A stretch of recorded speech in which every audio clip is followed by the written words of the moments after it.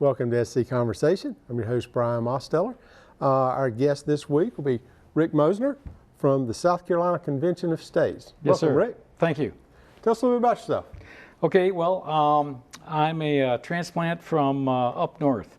I spent 21 years in the Navy, retired 22 years in Ohio, working on another job so I could really retire, and moved down here in 2007, chasing my grandkids. And along the way, I had always thought I was voting conservative by voting Republican.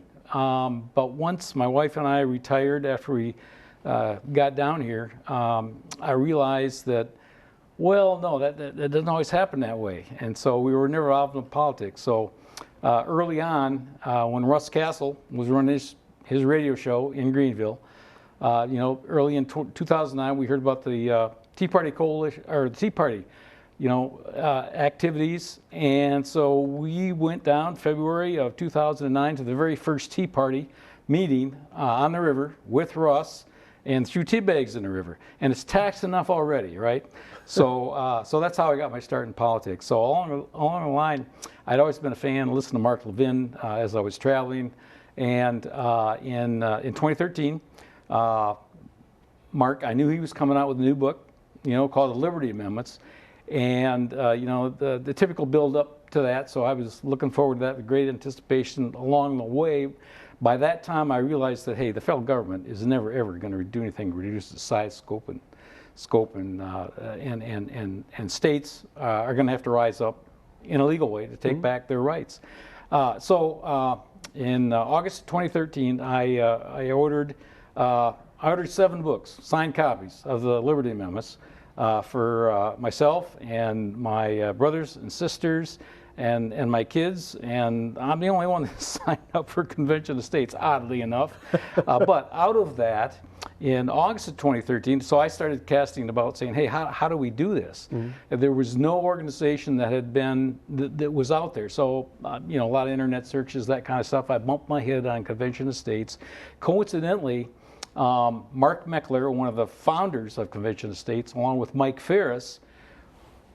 Mike Ferris went on Huckabee's show in August of 2013 to introduce the Convention of States. Well, I didn't see that, but I finally found Convention of States online. I found out there's a state organization, so I signed up in September, late September, early October of 2013. I was one of the first or second, what we call district captains in the Convention of States to promote it within the state. And I want to make one point perfectly clear. Everybody's unpaid from our state director down to our lowest level volunteer. So that is how I got involved in the Convention of States project. Okay. So when did it actually begin, the Convention of States? August of 2013 was introduced on Huckabee's show, Mike Ferris. He's a constitutional lawyer. He back in 1985, started the Homeschool Legal Defense Association in 1985, and I didn't know this till I met Mike in 2014. And he started the homeschooling movement. In Virginia, where he lived, it was not legal. He got it legal, and then he proceeded to develop that organization and moved through every state in the country. I think it took him about 15 years to get there. I think it was finally legal in all states. So Mark Levin, coincidentally, lives in Virginia. Ferris and Levin knew of each other because they were both national figures. They didn't know each other personally, and neither of them knew, when I asked Mike Ferris this question when he came to a hearing in 2014, that they were actually working on the Convention of States project simultaneously. So I consider that to be an act of providence, that those two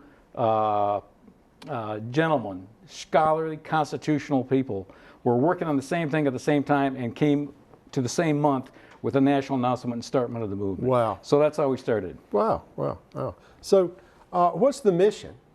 What's the mission of the Convention of States? Let me give you a little bit of background on how we get to, before I tell you what the mission is. Sure. Mark Meckler was one of the other gentlemen I mentioned who was one of the founders, along with a fellow by the name of Ken Berry, I think he's from Colorado, and Ken Clark, who currently lives down in Columbia. They got their heads together to form what's known as Citizens for Self-Governance. But let me back up for just a minute. Mark Meckler, April 15th, 2009, he was living in California at the time, near Sacramento. He went down to the Sacramento State House, taxed enough already, California, right, for the first Tea Party meeting in the state of South Carolina. From that, I'm not sure if he or Jenny Beth Martin, who's one of the founders of Tea Party Patriots, Mark and Jenny Beth Martin formed Tea Party Patriots. So they hung together with that, and that became a huge national organization within a couple of years. They were moving, Tea Party Patriots was moving in a direction that was not enough grassroots oriented to suit Mark. So he left on amiable terms and formed an organization called Citizens for Self-Governance. Found some like-minded people with pockets willing to support the organization. And once they got established, back in probably early 2012, one of the first things Citizens for Self-Governance did was to sue the IRS in the name of the Tea Party organizations around the country who were being denied nonprofit status, by the IRS. And locally here, Diane Belsom, who founded the Lawrence County Tea Party organization, in 2013, she went and testified at the request of Jeff Duncan, who was holding hearings with the IRS about, why they're harassing these nonprofits and not giving them nonprofit status, because of their political beliefs. So that's just an insight to Citizens for Self-Governance, which is the parent organization of Convention of States. So from the founding of Citizens for Self-Governance, then Meckler pulled in Ferris and these other folks that I mentioned, and they formed the nucleus for what would become the Convention of States Project. Now, the mission of Citizens for Self-Governance and the Convention of States Project is to form the largest grassroots organization in the country to bring us back to the view of the framers and the founders with respect to how a constitutional republic is supposed to operate. So that's the framework for what we do. If you look on our webpage for Convention of States, you'll see our mission is to do exactly that as far as the grassroots. And the way that we get there is by having people work with us to bring their state legislators to realize how important their role is in the way the federal government was designed to work.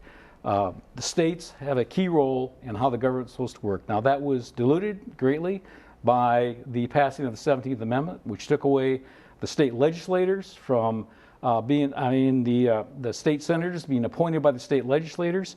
Now, a lot of people misinterpret that. Well, it's great to have them, being popularly elected.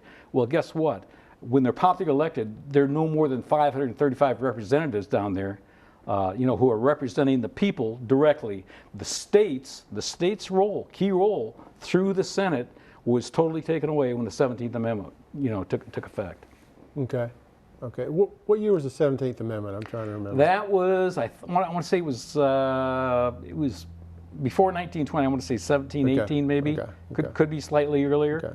Okay. Yep. Okay. So,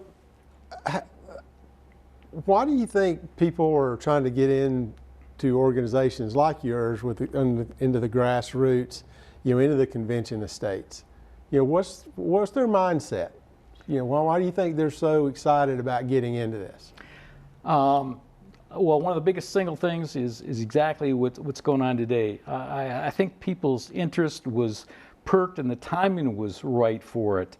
Back when the administration prior to the Trump administration, took over the federal government, it was clear the direction that they were moving was away from states and individuals and we the people being properly represented at the federal level. And the government is growing drastically. The debt is growing drastically. And so that is why we, as an organization, are taking Article 5, which Article 5 is the amendment article of the Constitution, and it stands alone. Article 1 is the executive branch, Article 2 is the legislature, and Article 3, of course, are the courts, and Article 5 is how you amend it. Well, over the years, 2/3 of the Congress has proposed amendments, and then, of course, 3/4 of the states have to ratify those. So there's roles that are being played by the states and the Congress depending on the mode of ratification.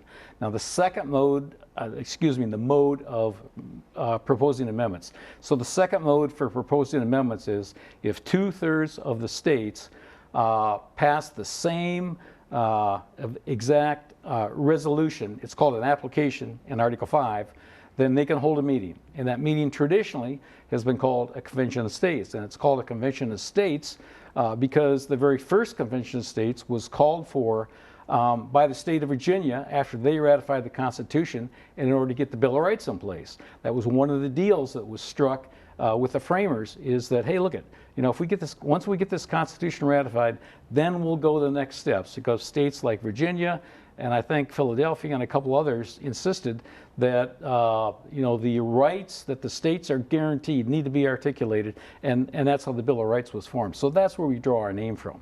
Okay.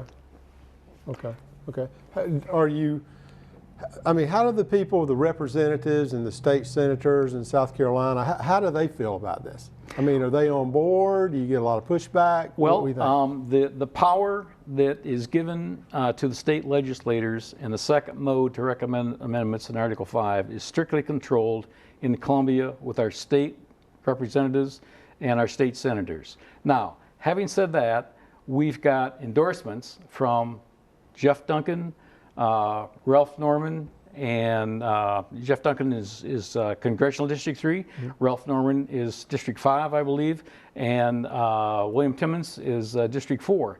And they've been in Congress to see that they're powerless to do anything to do what the people want, which is reduce the impact of the federal government on our lives, to reduce the cost of the government, reduce the cost and size of the bureaucracy, and to put term limits on Congress and other federal workers. So they are not involved. Congress is not involved. It's strictly with state legislatures. Mm-hmm. The state legislators, and there's many of them, despite claiming that they believe in the Constitution, really don't understand the power that they have.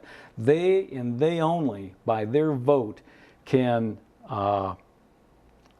rein in an out-of-control federal government. And the way I like to put it is, the states created the monster. The states are the only one, constitutionally, it's a legal revolution to be able to use Article 5 for the states to call a meeting. Now, having said that, the application process that's mentioned in Article 5, it really isn't, Mother may I, hey, Congress, can we hold a meeting? We want to recommend some amendments. No, it's not that. It's in effect, in the words of the day and the way the framers used the language, the application was in fact the equivalent of a demand letter in a legal sense. So we got 15 states that have passed the resolution. We want to be number 16, although we're competing with North Dakota. Mark Meckler's up there testifying this week, as a matter of fact. The states are control the meeting. And Congress has, when the states pass the demand letter, we get to 34 states, that's 2/3 of the states. When we reach that threshold, Congress has two duties. One of them is to set the time, date, and place for the meeting. And the other one is, if there's any recommendations that come out of it, and those recommendations, of course, would be amendments, then it's Congress's duty to send those out for the states for ratification and then determine the mode that they will use.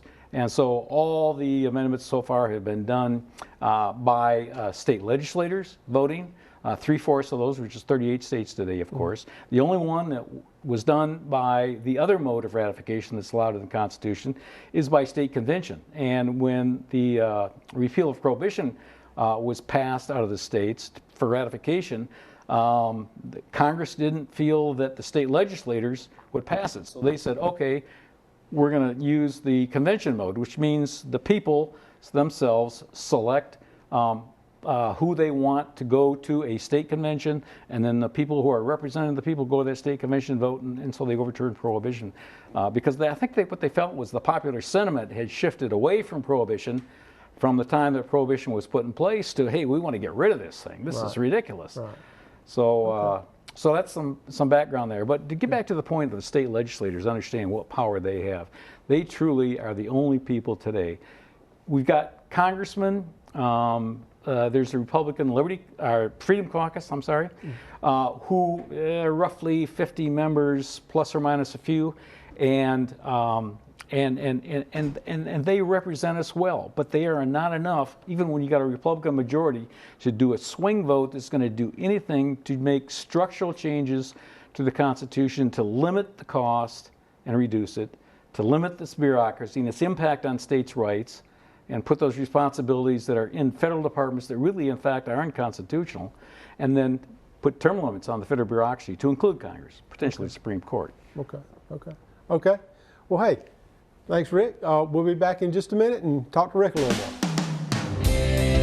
I would like to take this time to thank all of the wonderful people and businesses who are sponsoring this show. When you visit the businesses, be sure to go in and tell them thank you for sponsoring SC Conversation.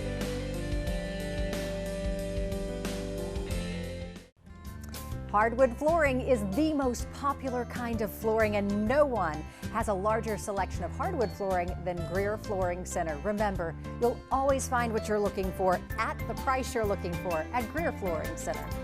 Hey, Upstate, Dave Ramsey here to tell you about our investing ELPs, Roger Sims and Jason Carr at Sims & Carr Financial Solutions. Roger and Jason are the only people I personally endorse for investing right here in the Upstate. They specialize in retirement planning, 401k rollovers, as well as mutual funds and other investments. I personally recommend Roger Sims and Jason Carr of Sims & Carr Financial Solutions. Call Roger and Jason today at 879-0337. That's 879-0337.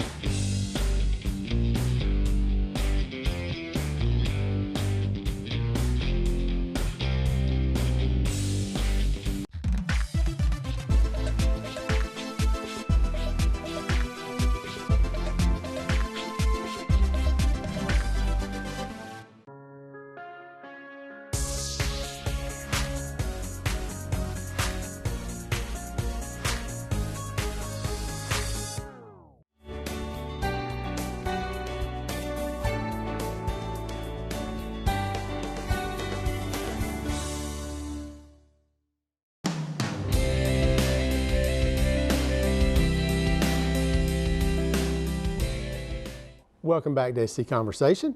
Here talking with Rick. We're talking about the Convention of States. So, Rick, one question some people have is, why do we want to amend the Constitution rather than just following the Constitution? Okay, well that's a very good question. What I've got in front of me here is a book called The Annotated Constitution, and you've got your small version of the Constitution over there. It's roughly, 14, 15 pages, depending on the size of the print that they have in there. But what this is a compilation since our founding of all of the Supreme Court cases that have interpreted various laws, regulations, and rules that have been passed by the federal government and states over the years. And that's close to 3,000 pages. And you can see how huge that book is. So when people say we're not following the Constitution, why should we amend it and make changes, make these structural changes that we are trying to accomplish through the Convention of States? They are following the Constitution, and that's the Constitution that they're following. Now, over the years, we can argue about which cases are really constitutional and which ones were liberal license that was taken by the courts in their interpretation of the Constitution. And the Constitution is not a living Constitution. It is a fixed set of rules for how we should be running the country. But over the years, that's what we ended up with. So people say, well, look, women have the right to vote, right? Okay, so they will pass all the other amendments. I think pretty much all the other amendments are being followed, and mostly along the way. And there's a whole lot more happening. So the structural changes that we're talking about are to, for example, give the states the power to stop things that we know the states wouldn't do if they had adequate representation on the Supreme Court. And the way that you can do that is Mark Levin, in his book, he's got an amendment that he recommends that with a 60% majority, the states, I think it's within a 2-year period of ratification, then the states could pass resolutions saying, hey, we don't like that particular ruling. That ruling will be null and void at that point. By the same token, Congress could do something like that. The states could do the same thing to take a regulation. I think what Mark has in his example is if it's over $100 million impact across all the states, and think of that, there's a very low threshold. if we were able to get an amendment passed that said that any law or regulation that was passed by the federal government, Congress, or the bureaucracy that was over that threshold, then again, the states could take that up and say, we don't think that's appropriate. 60% majority, rescind that. So it puts the states back into the action of the federal government to stop what is going on through politicians who really owe their existence to all the lobbyists on K Street, the tons of money that pour in now to both Senate and congressional races. And those people aren't representing you and me, they're representing those companies. Exactly. Exactly. Yeah, so let me give you a little history of where we've been legislatively in South Carolina. As I said, we started in 2013. We had our first hearings. Mike Ferris came in, I think, twice in 2014. We had a couple of hearings. And we didn't get to first base with that. And the reason for that is there was a chairman of the House Judiciary Committee, Delaney from Chester County. And he's a conservative in all other respects, but like a lot of other people in that regard, he didn't think a convention of states was something that was necessary or required. So he blocked our bill all along the way. Well, he retired in 2018. Additionally then, subsequent to that, as we learned how to politically, gain influence with the state legislators, we got involved in 2019, and we took our Convention of States supporters all across the country, across the state, and we matched them to the voting records with public information about registered voters, and we call those people and we ask them to get involved in their party, which there aren't any Democrats that are going to rein in the control for the government. So this all happened in the Republican Party. Right. So we got them to go join the party. We got, if they wanted to, become an officer in their precinct, that was fine. But the main thing was we wanted them then to present a resolution in support of Convention of States. So we went into 7 key counties around the state. And we did that, and I think at 5 of those counties we got resolution passed at the county level, and then we went to the state convention in May of 2019, and we got a resolution introduced there, and it passed by a 2-to-1 margin. And so subsequent to that, Jay Lucas, the speaker who had pretty much given us lip service along the way, called us, and that's a significant. My counterpart, Keith Traver, who's down in Speaker Lucas's district, had been trying to meet with him for 2 years. So Speaker Lucas called us, said, hey, look at it. I think maybe, the federal government needs our help, right? So he would like to help support us.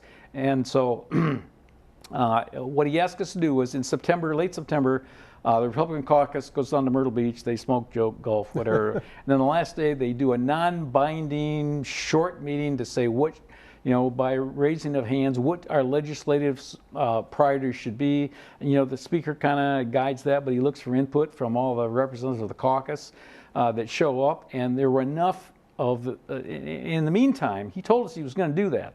So we were on the phone immediately, calling all our supporters, all our past co-sponsors, and anybody else that would listen to us and say, look, when this comes up in your caucus, we want you to say Convention of States needs to be a priority. So after the caucus, the speaker gave us the feedback, and he said, yeah, I think that's something that I can get behind.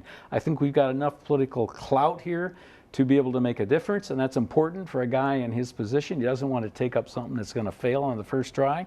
So in January of last year, he signed on when the session started, the second week in January. We immediately picked up 18 co-sponsors, and we ended up with 47. That's exactly what we have today. And so we went through 2 hearings, got it to the House Judiciary Committee for the first time ever, and was voted out on a 14-to-9 vote. There's 25 representatives on that. There were 14 Republicans. And 7 Democrats voted against it, including 2 Republicans, and 2 Democrats abstained, but it passed. So it went to the House floor on March 3rd, and then COVID killed it. They weren't considered any other legislation. Right. So that's how we've got there, by learning how to use the political ropes. And the way that people can help with that process is we have a National Convention of States Facebook page. We have a South Carolina Convention of States page. So you can go there, find out more information. You can just simply go to conventionofstates.com, and there's a website there where you, in less than a minute, you can put in your name and your address, and it will send a email in your name to your South Carolina senator and representative, telling them that you support the Convention of States, that you want the resolution to be passed to join the other 15 states, and then they can click on there to volunteer also.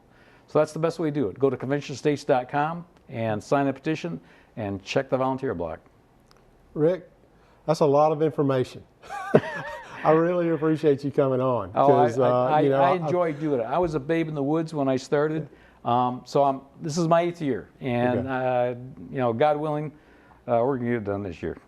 Great. Yeah, I've heard of the Convention of States. I'm looking into it more and more, but thank you so much for, agreeing to come on and tell the viewers. So really appreciate it, and thank you from SC Conversation for watching tonight. Have a good evening.